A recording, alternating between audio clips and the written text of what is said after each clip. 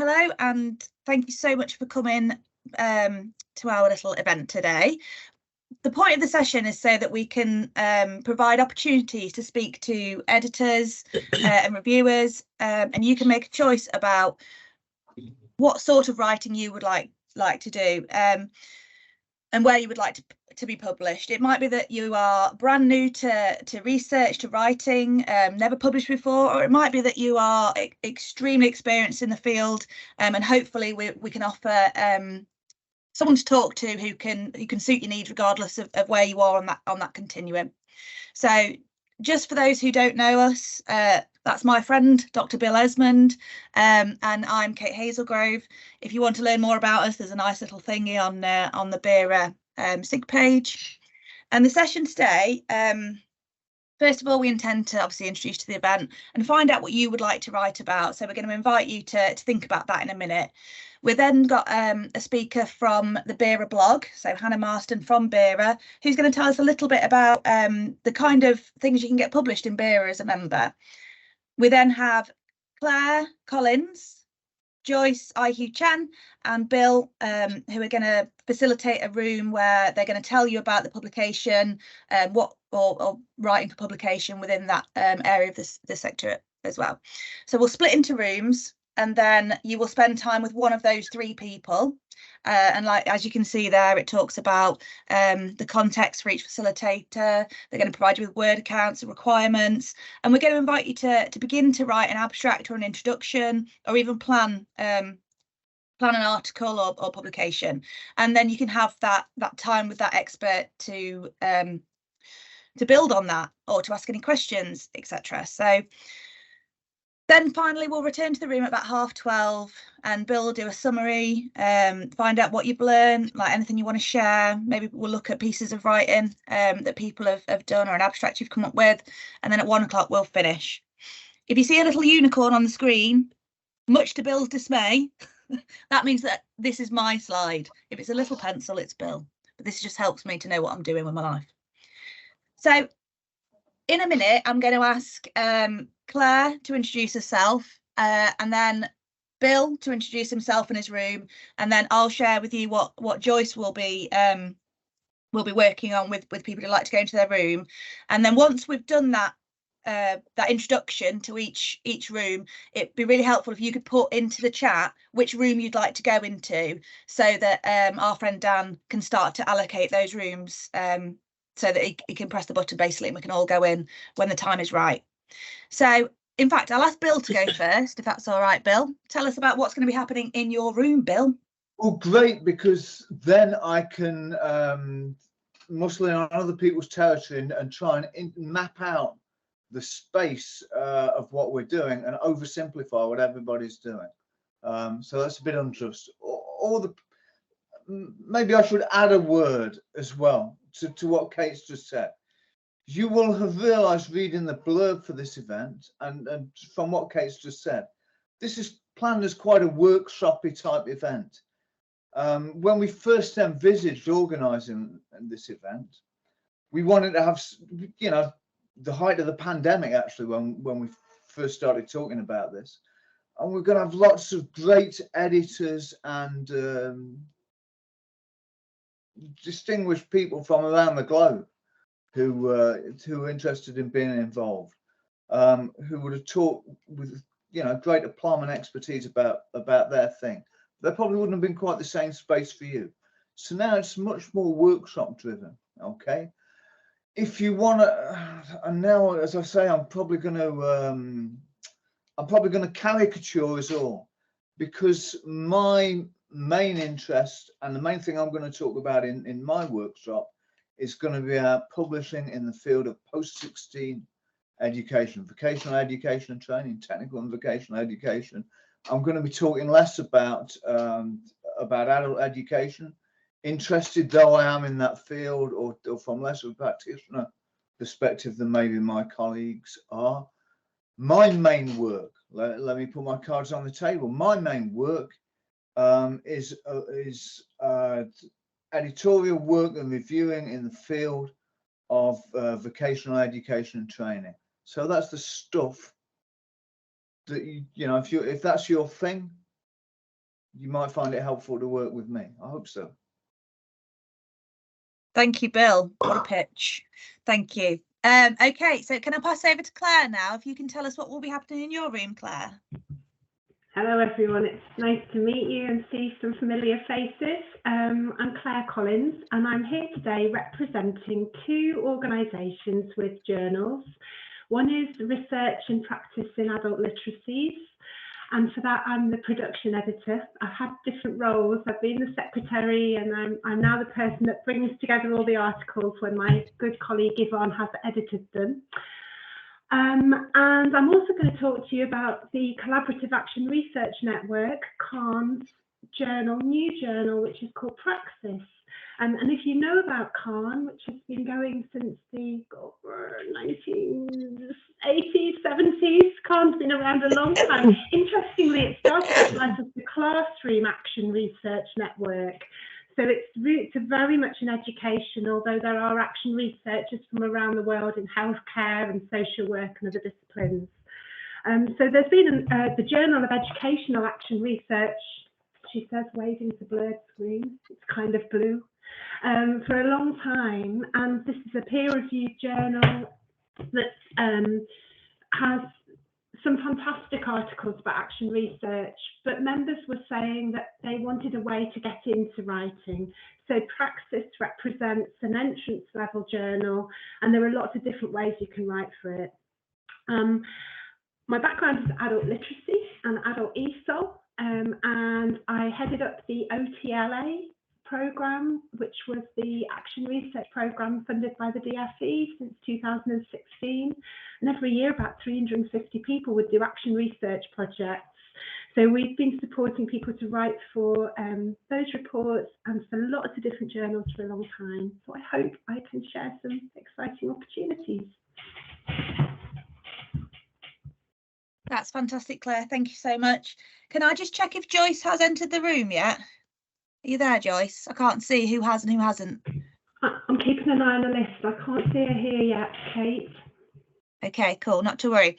I think she's just about to join. So for Joyce's room, I've got a little note here that tells me what Joyce is going to be talking about.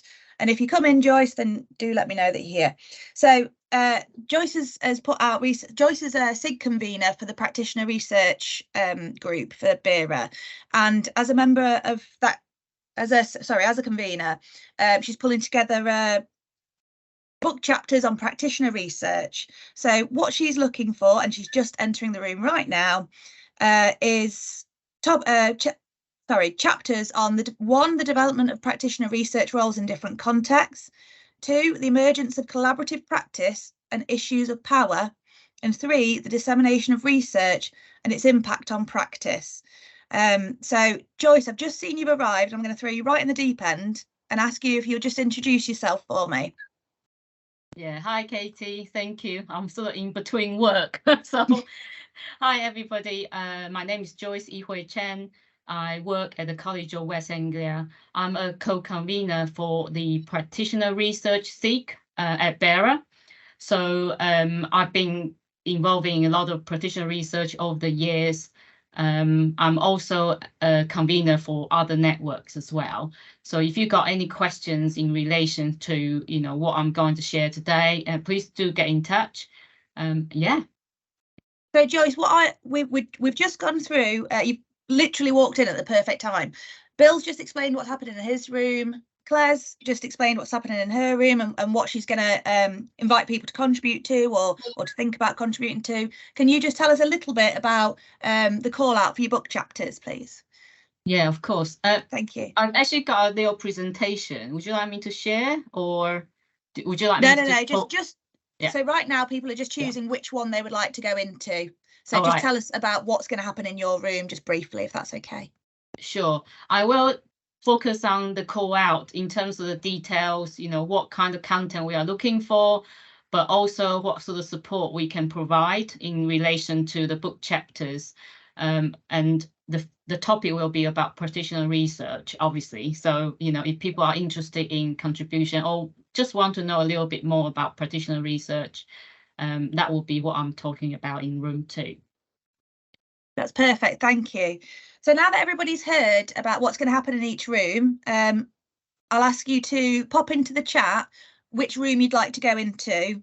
We've got a couple more slides and some content from Hannah from the BERA blog, and then that we'll be going into these 3 rooms.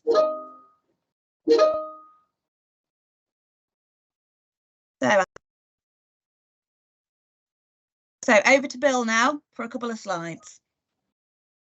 Thanks. So now here's an unusual touch.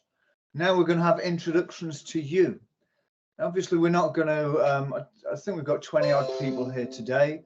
We're not going to have any formal introductions or reveals. You don't have to tell us any, you know, secrets of your past or the kind of things some people do when, you know, when they first get a group together. But I just wanted to say, we understand that our audience has quite a few doctoral students and quite a few early career researchers. You know, we've got a list from BERA of people who are here today. We think, from looking through the list, that our audience are people who are very serious about research. Well, obviously they're serious about research. They're here today, and you know, many of them are at institutions where research is taken very seriously. But we don't think that all that many of you have all that much publication experience. You're welcome to disagree in the chat now and say, excuse me, but I already know more about this than you do, and that's fine. Or you may want to put your hand up and speak now. But that's our expectation. We think that you're people who are coming to this wanting to find out more about the publication process.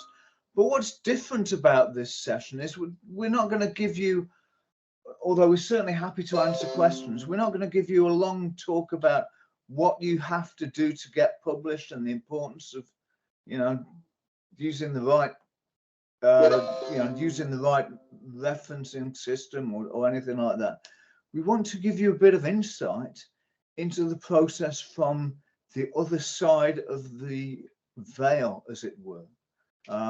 We want to help you think about things from the perspective of the people who are likely to be reviewing your work. So that's the methodology behind all this. So that's really all we wanted to say at this point is welcome. You don't have to talk about yourself at this point. In the breakout rooms, you might want to say a bit more about yourself. And now I've heard so many bells that obviously everybody's chosen a room. So yes, it's a session to think about getting published from the other side. So not about the jobs that you've got to do. It's about the people whose expectations you need to understand. This is a human process, folks. We hear so much nowadays about artificial intelligence and chat GPT and, you know, getting everything automated. But at the end of the day, human beings will make decisions about your proposed work. There won't be any more automated decisions about the outcomes. So that's our premise. And we think about this, well, you might want to think about this in Bourdieusian terms and say, you know, do we think publication is itself a field and it has agents in it and they position themselves in particular ways? They're looking for particular things.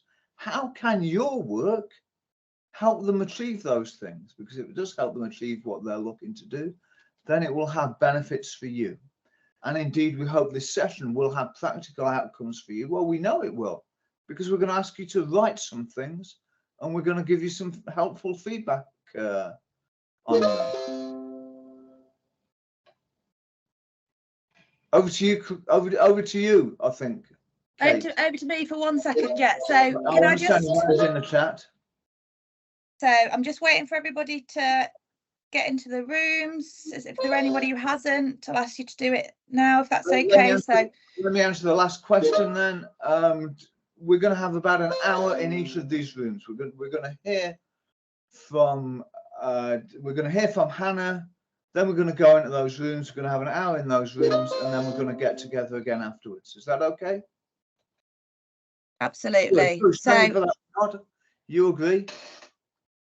yeah, I agree. Yeah. I agree. So 1 hour in the room with the person who's presenting, and time to do some writing and some planning, or some, you know, some discussion of ideas, that kind of thing within that hour. I think I'm gonna move on. You mute Kate. Kate, you're muted. Goodness, I just said some of my best thoughts ever as well. Well, no, I'm just saying that we're just. I was just hoping that we'd get all of the beeps out of the way before it was Hannah's turn, because I don't know how you managed to actually talk during all those beeps, Bill. Well done to you. So Hannah, yeah, if we can move on to your slot, that'd be brilliant. Well. Yeah, sure. Well, thank you so much, Kate and Bill, for inviting me along to say a few words about the BERA blog. So firstly, I'm the publications manager. I work in the BERA office along with the BERA office team. So yeah, I'm really pleased to meet you all and to say a few words about the BERA blog today. And the BERA blog is just one opportunity that BERA has to publish your work. We also have journals. We're working on a new book series, and we have various other publication types that you might be interested in. So please do have a look at our website. But yeah, I'm here today to talk about the BERA blog. So the blog started about 7 years ago now, and it's really grown exponentially since then. We publish about 3 blog posts a week, and we have roughly 180,000 readers annually from across the UK and internationally. And that audience includes academics, practitioners, policymakers, and anyone really with a vested interest in educational research. So the blog is a really great platform to write about your research and to help increase its reach and impact. And the great thing about the blog is that anyone is welcome to make a submission. It can be on any topic in education. We just ask that it's research informed and written in a way that's accessible to our broad international audience. And as the slide says, the editors in particular look for short reports or summaries of research, opinion pieces, responses to educational policy, and accounts of experiences as an educational researcher or experiences of using research. If you could pop onto the next slide, please, Kate. Thank you. So the blog has a really simple submission process. It's really quick and easy. Please do have a quick look at the submission policy on our website before you start writing. I promise it's really nice and succinct, so it won't take you long to skim through. The headlines are that a blog post should be between 500 and 750 words, and that includes references. And we also ask that you provide a short biography and author photo to be published alongside your blog post, and also a Twitter handle if you have one, because that will help us to promote your blog post when the time comes to promote it. And when your post is ready, you simply email it to blog@bera.ac.uk. The blog post will then be reviewed by the editorial team, and they'll share their editorial feedback with you. You'll then be asked to address the feedback and resubmit the post. And there might be a little bit of back and forth at that stage, but it's a really simple and enjoyable process to get feedback on your work from really experienced editors. And once the blog post is accepted, it then moves into our production workflow, where it's copy edited and then uploaded to the website ready for publication. You'll be alerted a few days in advance of the blog post publishing to let you know the date and time, and also to share the URL with you. So at that point, we'd really appreciate anything you can do to share that URL to help publicise the blog post to your contacts. Send the link to your networks, share it on your social media, and kind of support us to get the blog post read by the right people. If you go on to the next slide, please, Kate. Thank you. So I just wanted to introduce you to our lovely editorial team. So these are our wonderful BERA blog editors. The team's led by Jerry Seniowski, who's our lead editor. So there's a team of 6 editors working to review blog posts, helping to promote the blog, and commissioning content alongside many other tasks as well. And they're a really wonderful bunch of people to work with. Next slide, please, Kate. So alongside our regular blog posts, we also publish special issues of the BERA blog. So these are generally collections of roughly 6 to 8 articles on a particular theme in educational research, policy or practice. There are lots of opportunities to guest edit a special issue of the BERA blog if that's something you're interested in. We're open to proposals from anyone at any time, so if you've got an idea, then please do get in touch. The best thing to do is to complete a proposal form outlining your idea and the sort of blog posts you'd like to include in the series, and that proposal form is available in our submission policy. And again, it's really nice and simple. You just send it to our email address. And there are some examples of recent special issues that we've published on the slides. You can see we've had one on reading, one on action research, one on literacy and language, and one on disability and inclusion in higher education. The next slide, Kate. Thank you. And finally, we also publish what we call BERA Bites. These are collections of existing articles from the BERA blog on key topics in education, and they're repackaged as teaching and learning resources. So the blog posts are presented in a printable and digestible format, and they have added discussion questions at the end of each blog post. So they're really useful to use with students in seminars or as professional development resources for practitioners as well. Again, we invite anyone to guest edit a BERA Bites collection. You just need to fill out a proposal form again and send it in, so nice and easy. And at the moment, we're particularly interested to hear from anyone who might want to guest edit a BERA Bites collection on those topics you see on the slide, so artificial intelligence, sustainability, multilingual education, and inclusive educational practices. And then final slide, please, Kate. Thank you. So yeah, please do get in touch if you're interested in getting involved. You can find out much more information on our website. So that's bera.ac.uk/blog. You can contact me at any time on blog@bera.ac.uk. That email address will come straight to me, and I can answer any questions related to the process of publishing with the blog. And I can also forward on any content related questions to our lovely lead editor, Jerry, and he would be more than happy to have a chat with any of you about any ideas that you might want to write, whether that's a regular blog post or a special issue or BERA Bites collection that you're interested in working on. So yeah, if you have any questions at all, please just give me a shout via email, or you can raise them in the chat. And yeah, it was lovely to meet you, and thank you for giving me the opportunity to talk to you about the blog. That's fantastic, Hannah, thank you. And that was a really descriptive and warm, welcoming sort of offer for publication. So yeah, thank you so much for that. And if anyone wants to just jot that email address down now, then this is the time. So thanks, Hannah. Thanks, Kate. So we're now over to Bill for a little bit more context before we go and split into our 3 separate rooms.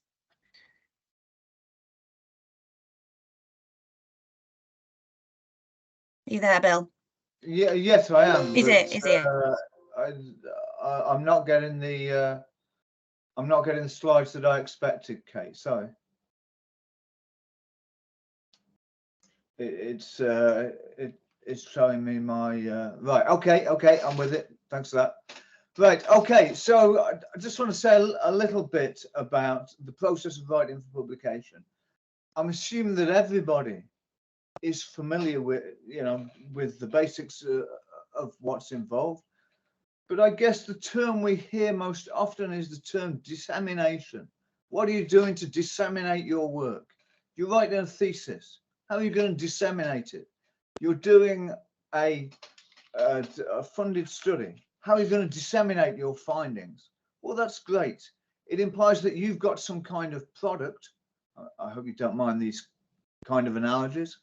But it implies you've got some kind of product, and you've got to ship it. You've got to get it onto, you've got to get it onto the lorry. You've got to get it out there. But of course, there's a question of who wants to know and why. So the beginning question is always, how do you locate your work in a place where it's going to find an audience? Now, I don't imagine that anybody here has written a thesis or begun to write a doctoral thesis or has begun to carry out any kind of funded research without it being located in some kind of recognized field, because your starting point is always going to be an existing body of knowledge that implies a location and in a particular way of thinking about things. Are we writing, for example, about young people's transitions into adulthood and into perhaps into employment, or for policymakers, it's the last bit that counts. Is your work located in that field? If the answer is yes, there will also be a community of scholars, or several communities of scholars, who have contributed to that field. In the example that I mentioned, those people might be researchers in vocational education and training. They might be people who are editors, reviewers for some of the journals I'm going to talk about in my breakout. Equally, they might be people from the field of youth studies. Equally, they might be people who aren't even located in primarily education studies to begin with. You know, they may be economists, they may be political scientists, for example. So your work is always going to begin by being located in a field, and possibly in several overlapping fields. But there will be a distinctive community of scholars who are represented by editors and reviewers of the publications that you want to get your work into. And therefore they are concerned with the traditions, the issues and the directions of that field. What's been published in the past, what is currently under debate, what new issues are emerging. And the question for all of you then is, how does your work fit with each of those? And that's it really for that, Kate. I just wanted to share that with all the people in the workshop. I'm sure it's something everyone's familiar with, but I thought that might be a useful reminder. That's brilliant. Thank you, Bill. So, Dan, are we ready to go into our rooms? Where is he? Okay, we're about to go into our rooms in 10 seconds. Probably I'll 9 wait around. or 6 even, or 3. Okay, so maybe we can go room by room and talk about what happened in each of them individually. Okay, that's what we plan to do. Hear back from people, maybe compare some notes, and hold on there with people who still want to admit him. What's that about? Don't worry, Bill. You ignore that. I'll do it. Okay, thank you. I will. Right, so and I'll report on workshop 3. Who's going to report back from workshop 1? That was Claire and I can do that. And you, Kate. Yeah, you in there. Do you want to say something about it? Yeah, sure. So I'm just seeing if Sam's still here, who was in with us. No, so Sam, so Claire has now gone. So yeah, I'll just tell you what we talked about. We talked about how you work out how to write in order to meet the needs of your chosen publication. We talked about, it was very English teachery. We talked about genre, we talked about audience, we talked about purpose, because the person in our room had ideas of exactly what they wanted to research and what they wanted to communicate to other people. They weren't sure about how to create the voice, going from a scientific voice to a kind of journal friendly voice. So that's what we discussed. Okay, and how did you get on with the writing thing? Did many people write stuff? No, we didn't write anything. We didn't write anything at all. We just talked the whole time, and it was great. So sorry. But we learned lots, which was wonderful. Okay, and is there anything of what you learned that you want to share with other people, Kate? Or other people who are in the workshop might want to dab in? Or you might want to pick out some of the people who are in the workshop who said particularly interesting things and ask them to share with the rest of us. We had a very little group, and Sam, I can see Sam on the list. Sam, are you there? When I say a little group, it was me and Sam. I think Sam has gone. So from my perspective, being the only person who's left in the room, from the room, it made me think about how we can support other people to become published by thinking about how they find their voice and where they want their voice to be shared. And now I'm going to ask you to stop picking on me and talk to someone else, Bill. Okay. Thanks, Kate. That's great. So Joyce is just polling her group. I didn't see any objections in the chat. It looks like it's over to you, Joyce. Yeah, no, Oh, I had a great time because we did a sort of thinking round. So everybody introduced themselves and make the connections, and straight away, you know, quite a few people already make connections with each other with the work they are doing. And obviously my aim here today is to do the call out about the book. You know, we are trying to create and publish. So people are kind of interested in practitioner research.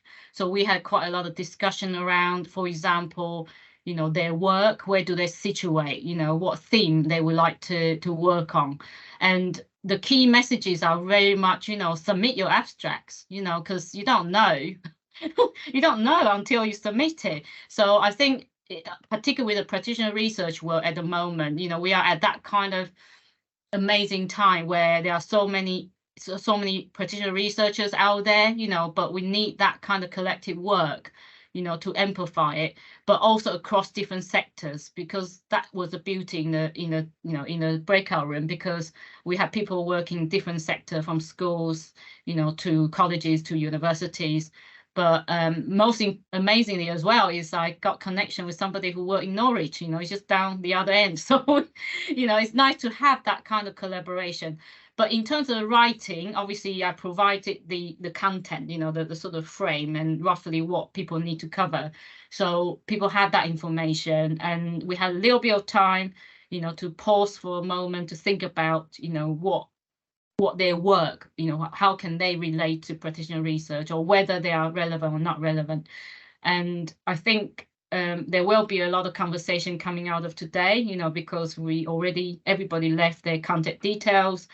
And again, as I said, you know, we are happy to support people, you know, if they got further questions. But the actual writing, obviously, we didn't have time to write. I think it's more about thinking around, you know, what ideas people have and are they relevant. And some of the key themes coming out, like the ethical considerations, the power dynamics, particularly when you conduct research in the field. So these are all kind of really interesting conversation we had. And yeah, I think, you know, it's essentially just meeting people, actually, you know, because I think sometimes people don't know what is out there. But also I'm going to find out, because some people ask about anywhere to publish, you know, work from based on the school sectors. You know, are there any journals? You know, obviously we've got BERA, but what are the other journals and resources available for that? Yeah, so that's very much what's going on in our room, but happy for, you know, the participant to share their thoughts as well. Thank you. Okay, so you're not going anywhere, are you? Because the thing that you said about your frame, I'd like to come back to you about in a moment. I'm going to say something about what happened in our workshop, but then I thought I might compare frames with you. I didn't have a frame, but I had a methodology, which I wouldn't like to say whether it works or not. So I'm really interested in seeing how your frame was and how ours was. Let me just describe what happens in ours first, though.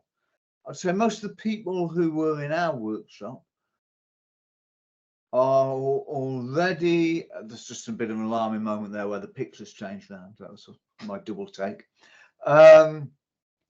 Most of the people in our workshop are published researchers already. But all of us are, you know, still looking to get our work published in different places and to reach different audiences. I guess sometimes that's about reaching bigger audiences. Sometimes it's about reaching specialist audiences. Several people there talked about their methodology and said the main interest of their work to them was their methodology. And indeed, for many audiences, the interest isn't what's written, but how the data became transformed into the claims to knowledge that it has become. And at the end of the day, you know, if you're going to get published in a peer-reviewed journal, that needs to be there in some form. You know, there needs to be an explanation of what the warrant is for your claims. Why should people take your work seriously? But for some people, that becomes the main thing. Okay, never mind what I found out. Hear about how I found it out. And of course, that's of interest to a lot of doctoral students and early career researchers, because they're trying to think about what methods should they use and why should people take their work seriously. I wonder if it's of interest to practitioners.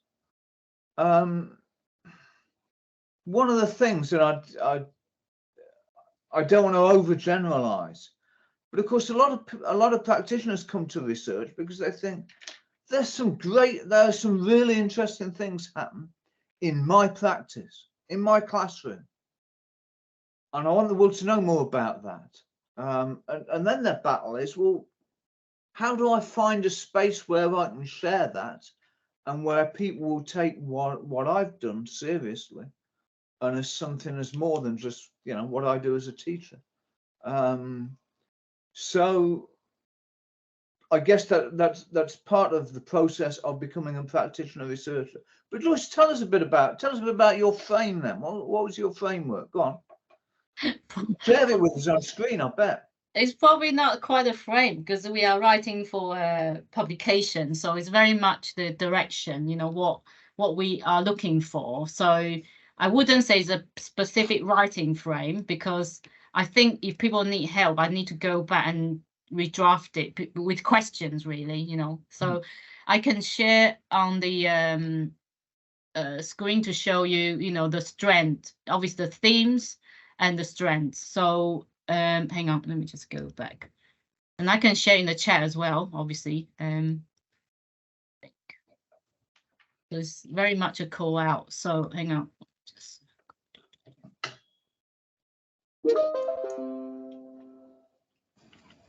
Sorry, let me share my screen.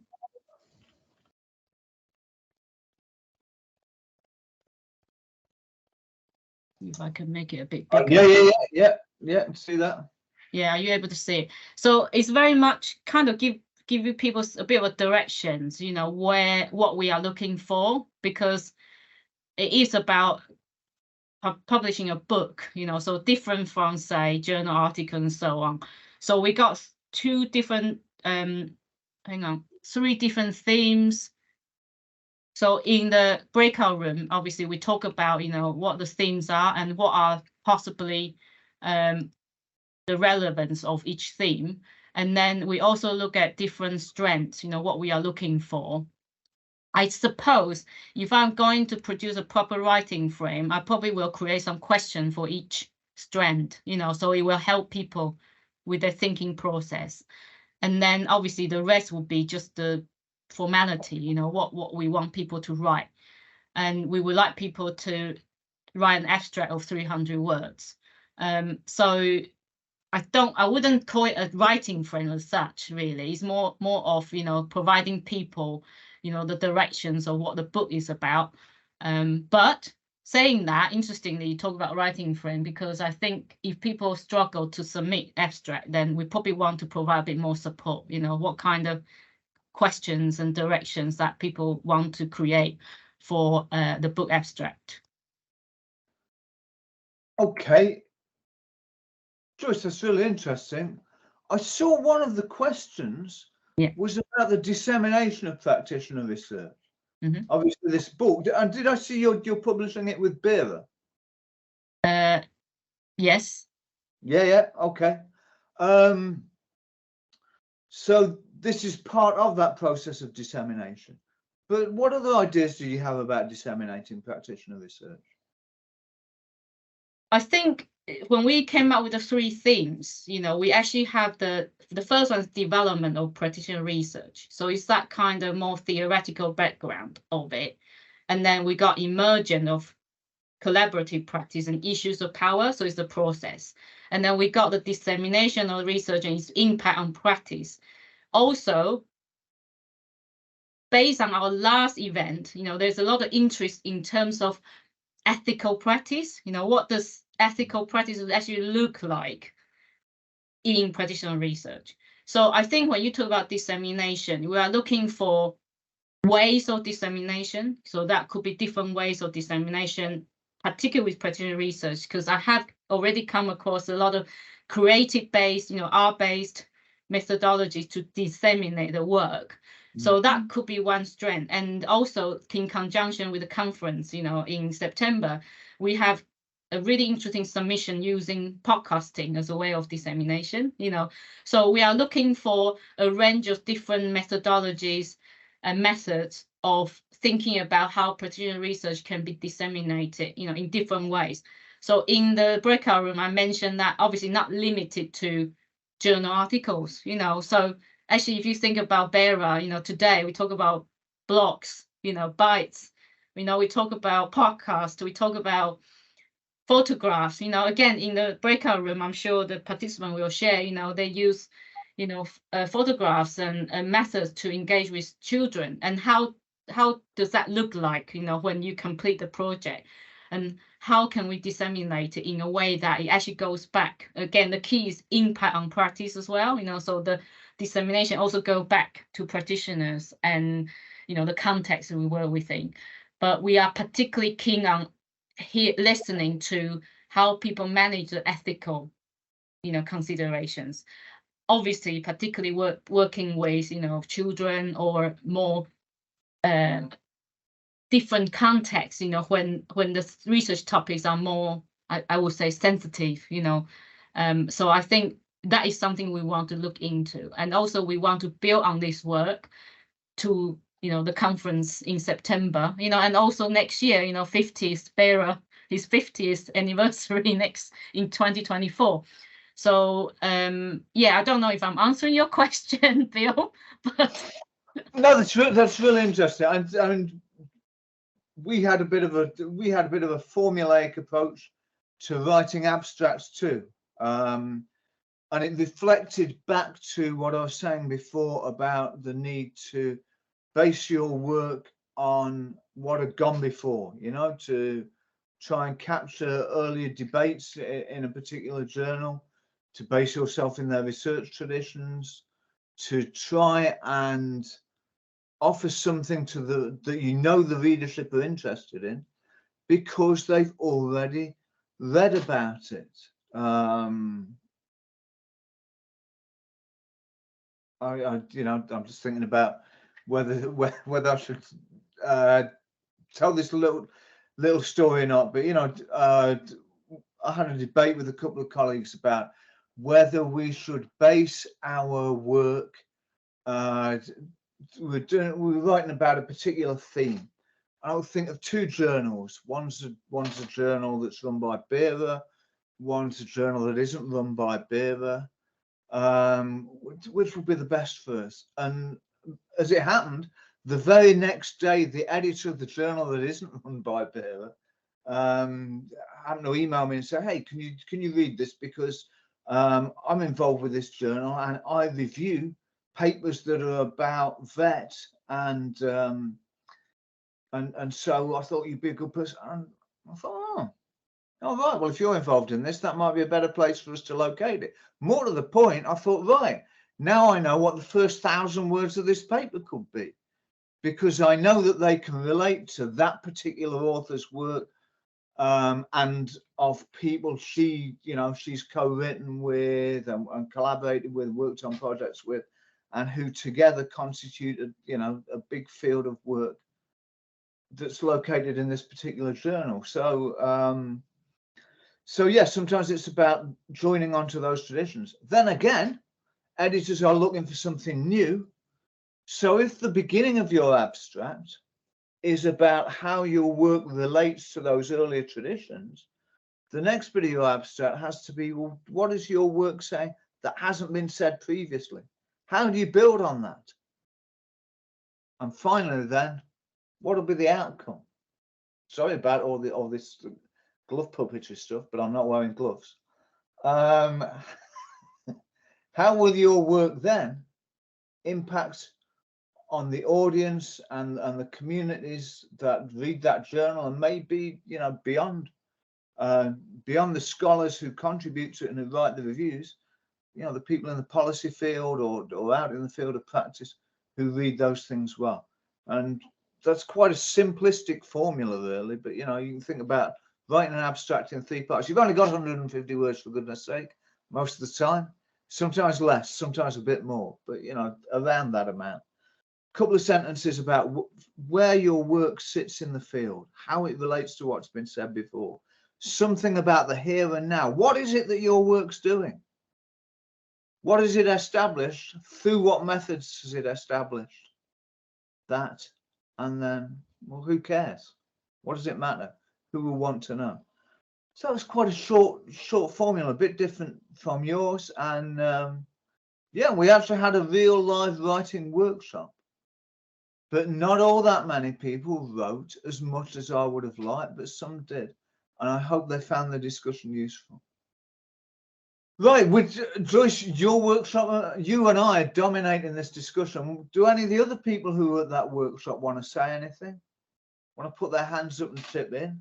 Or Kate, have we sparked anything with you that you want to come back to in relation to yours?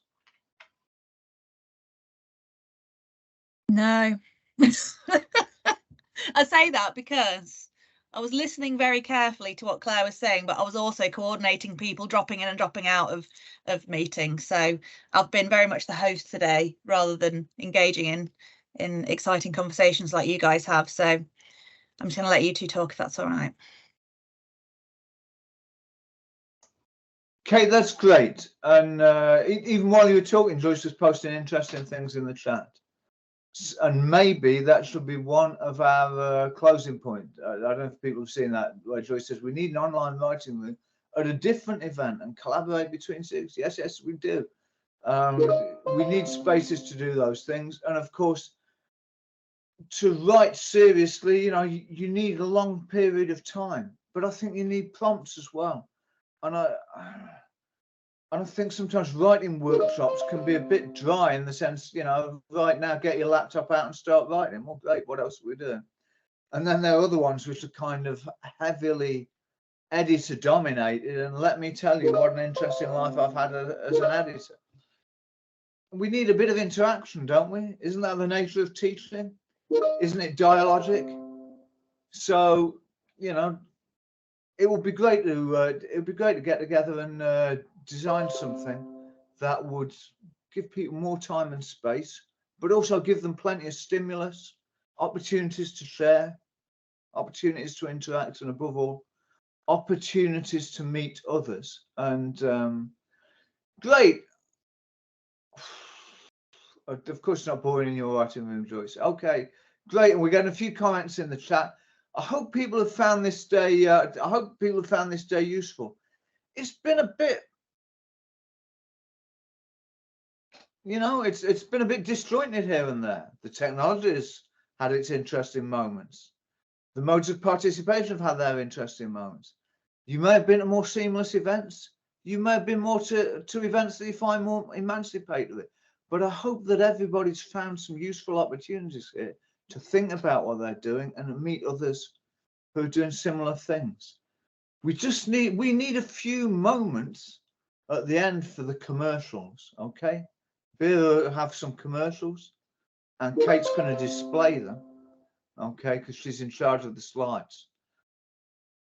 I think Dan is going to just talk about how seamless this whole event is.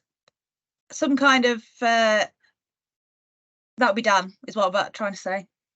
Okay, great. Well, I recommend Sylvia's little comment about it has reduced the distance between us and the editors and the editorial process. Goodness, whoever knew there was one? But sometimes people, feel that there is.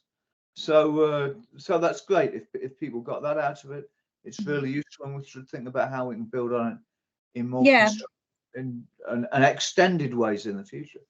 I'd love to know at the end of this event how useful you found it. If there's anything you'd like us to change, if you'd like more of them, I'd love your feedback so that we can know how to provide you with the events you want to come to. So.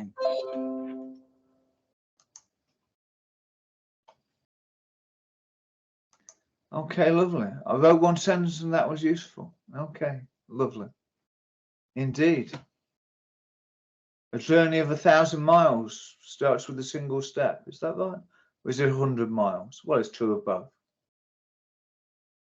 Okay, any final comments before we ask Dan to show those slides that some people might have missed at the beginning, and now that we've had this encouraging experience, we may feel more like applying for more BERA things. So we do want to have those as the closing credits. Okay, so thank you to everybody who came and took part. Okay. We really appreciate everything you've contributed. And if you want to build on it by applying to be by recommending the BERA Educational Research Book of the Year, or by applying for an Early Career Research or Career Development Fellowship, or any of these other things, then we very much hope so. Will you be, or do you want to nominate the BERA Academic Citizen of the Year? And now it's over to Katie, who's going to talk through the rest of the adverts and close the session. Oh no, Bill, you're doing such a good job, honestly. No, thank you for coming. And like I say, any feedback, please do put it in the chat. And thank you for that burst of guitar, Kate. That was really good. Didn't expect it. Bill. You play it so well.